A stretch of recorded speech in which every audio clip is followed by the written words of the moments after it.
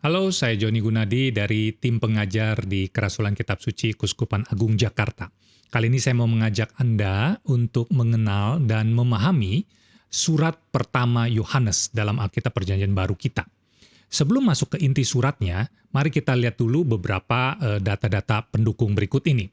Pertama, surat ini adalah satu dari 3 rangkaian surat Yohanes di dalam Alkitab Perjanjian Baru, ya. Ada surat pertama, kedua, dan ketiga tentunya, ya. Lalu siapa sih yang menulis surat ini, gitu ya? Banyak pendapat mengenai hal ini. Kenapa? Karena di dalam suratnya sendiri itu tidak disebutkan siapa nama penulisnya.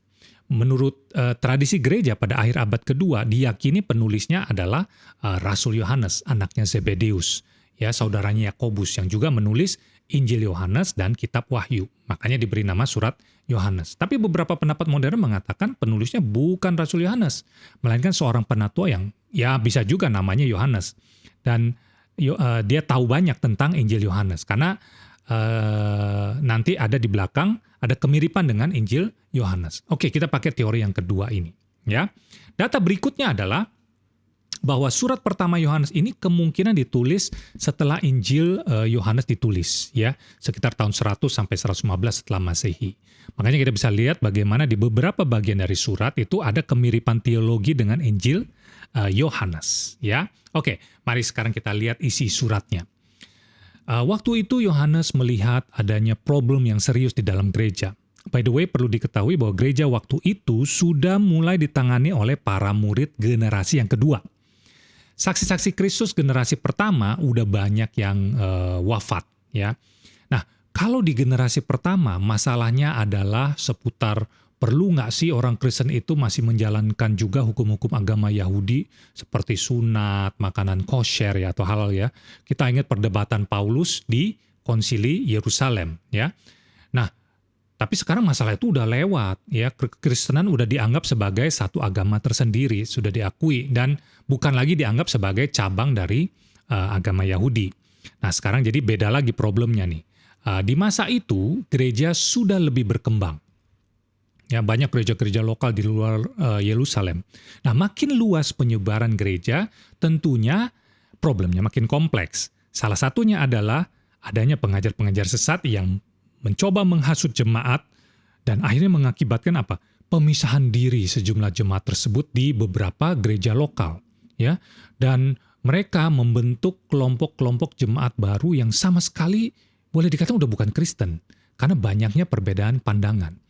Yohanes menyebut mereka pengajar sesat dan antikristus karena bertentangan sekali dengan ajaran Kristus. Nah, jemaat pecahan ini bahkan punya beberapa ide yang gila tentang Yesus. Katanya, Yesus bukan benar-benar anak Tuhan, sama seperti kita, semua juga anak Tuhan, katanya. Yesus adalah roh murni, katanya, ya, atau seorang manusia yang berubah menjadi roh. Bagaimanapun dia hanya berpura-pura punya fisik, ya. Ada lagi yang bilang, sebagai roh, Yesus nggak mungkin mati untuk kita. Dia hanya pura-pura mati. Ya, ide-ide aneh ini, makanya nggak heran cara penghayatan hidup mereka juga aneh, bahkan ironis. Bagaimana tidak, ya? Mereka menganggap bahwa dunia fisik itu udah nggak penting lagi kalau seorang sudah punya spiritualitas yang tinggi. Jadi mereka bebas mau ngapain aja kalau spiritualitasnya udah tinggi. Boleh ujaran kebencian, boleh melakukan perzinahan, boleh mabuk-mabukan, dan lain-lain. Yohanes memandang hal tersebut bukan cuma absurd, bukan cuma omong kosong. Yohanes bilang ini juga meracuni jemaat. Mereka bahkan membinasakan jemaat dan merampok jemaat dari karunia hidup yang kekal, ya, karunia hidup kekal yang selama ini mereka sudah terima karena percaya kepada Yesus Kristus. Bisa hilang itu kalau mereka membelot, ya. Nah, lalu bagaimana Yohanes merespon masalah ini di dalam suratnya? Kita lihat. Yang pertama, Yohanes menekankan pentingnya untuk tetap menuruti apa yang telah mereka dengar sejak semula. Ya, kalau Anda mau dengar, mau lihat ayat-ayatnya ada di sini, ya.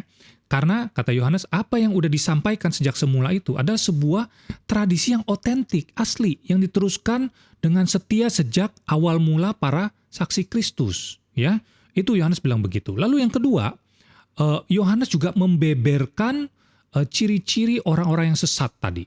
Supaya jemaat itu jemaat yang masih setia itu bisa waspada terhadap mereka.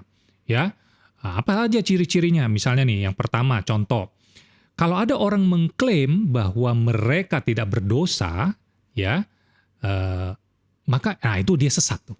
Ya, kalau ada yang mengklaim mereka tidak berdosa, sesat. Apalagi kalau ada yang mengklaim mereka mengenal Allah tapi tidak mentaati perintahnya, nah itu juga sesat. Ya. Atau ada yang mengklaim mereka mengasihi Allah tapi membenci saudara seimannya, nah itu juga sesat. Ya. Jadi intinya Yohanes mau bilang bahwa ada hubungan yang erat antara iman dan praksis atau perbuatan. Jadi iman dan perbuatan ini harus sejalan. Ya.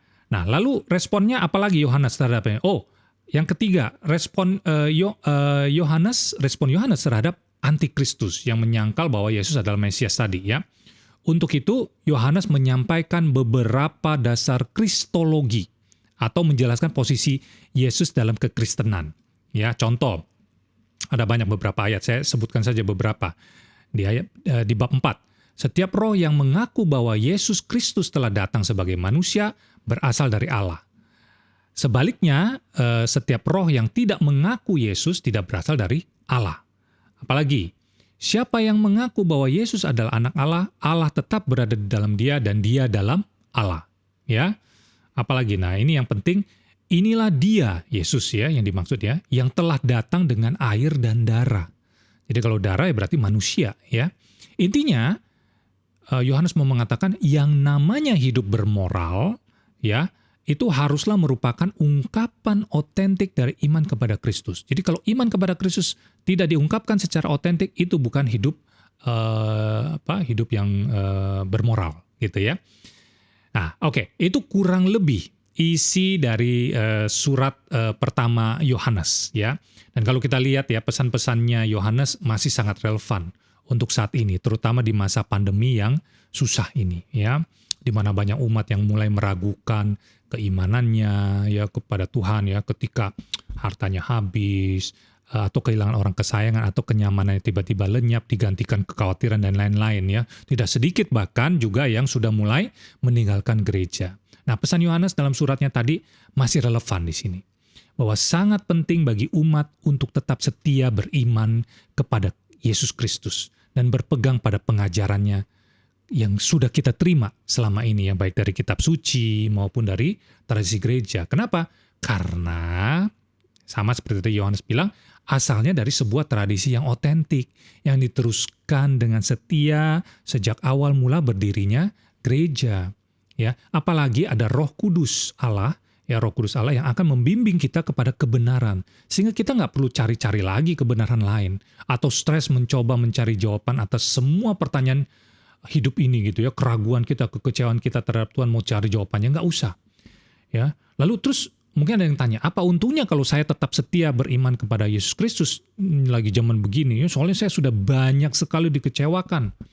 Nah, di bab 5 ayat 13 dikatakan, Yohanes mengatakan seperti ini, supaya kamu yang percaya kepada nama anak Allah tahu bahwa kamu memiliki hidup yang kekal. Jadi kepercayaan Anda kepada Tuhan Yesus ya sudah dibayar lunas, rewardnya kehidupan kekal bahagia di surga. Jadi ayo mau pilih yang mana ya? Ya pasti saya pilih tetap beriman kepada Yesus Kristus. Karena walaupun sekarang sedang susah di dunia ini, saya mau tetap setia karena jaminannya kehidupan kekal di surga. Amin. Oke, segitu dulu dari saya. Terima kasih atas perhatiannya. Sampai berjumpa kembali di lain kesempatan. Shalom.